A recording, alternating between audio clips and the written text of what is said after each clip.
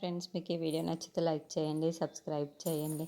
పార్వతి అక్షయ్ని కోపగించుకొని అన్నం తినకుండా వచ్చేస్తూ ఉంటుంది. ఇంతలో అక్కడున్న అక్షయ్ మాత్రం వాళ్ళ అమ్మ అన్నం తినలేదని బెడ్రూమ్కి అన్నం తీసుకొని వచ్చి అది తినిపిస్తూ ఉంటాడు. అది చూడగానే అది చూసిన వాళ్ళ ఆయన, చూసావా అక్షయ్కి నీ మీద ఎంత ప్రేమ ఉందో, కానీ నువ్వే అర్థం చేసుకోవటం లేదు, తన మీద కోప్పడుతున్నావు అని చెప్పేసి అంటాడు. ఆ మాటలు వినగానే అక్కడున్న పార్వతి మాత్రం నాకెందుకంటే అక్షయ్ మీద కోపం ఉంటుంది, వాడి మీద నాకు ఎలాంటి కోపం లేదు అని చెప్పేసి అంటూ ఉంటుంది.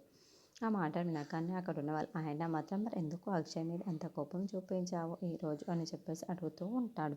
ఇంతలో అక్కడున్న పార్వతి మాత్రం వాడు ఎక్కడ నాకు దూరం అయిపోతాడో ఏమో అని నాకు చాలా భయంగా ఉందండి, నేను అందుకే వాడి మీద కోప్పడి ఇక నుండైనా దూరంగా ఉండి చేయించుకుంటాను అని, కానీ అలా జరగటం లేదు, నేను అలా ఉండలేకపోతున్నాను. తల్లి ప్రాణం కదా, కడుపులో పుట్టకపోయినా సరే వాడిని నేను కన్న కొడుకులాగానే పెంచాను కదా అని చెప్పేసి అంటుంది. ఆ మాటలు వినగానే అక్కడున్న వాళ్ళు ఆయన మాత్రం ఎందుకు అలా అనుకుంటున్నావు పార్వతి, వాడు నీకెందుకు దూరం అయిపోతాడు, అలా ఎప్పటికీ జరగదు, అలా జరగనివ్వను కూడా అని చెప్పేసి అంటూ ఉంటాడు.